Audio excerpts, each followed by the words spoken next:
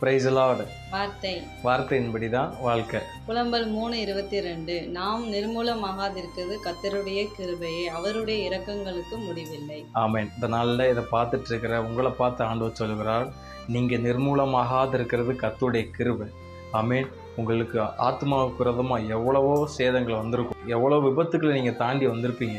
ஆமென். இந்த எல்லா விபத்துகளிலையும் எல்லா ஆபத்துகளிலையும் சத்துருடைய எல்லா விதமான போராட்டத்திலையும் ஆண்டவர் உங்களை காத்து இந்நாள் வரைக்கும் சுகமாக பலனாக ஆரோக்கியமாக வச்சுருக்கிறது அவருடைய கிருபை தான். அதனால தான் புலம்பல் புஸ்தகத்தில் போடப்பட்டிருக்குது, நாம் நிர்மூலமாகாதிருக்கிறது அவருடைய கிருபை, அவருடைய இரக்கங்களுக்கு முடிவே இல்லை. ஆமென். இந்த நாளில் ஆண்டவர் உங்களுக்கு கிருபையை கொடுத்து வழி நடத்துவாராக.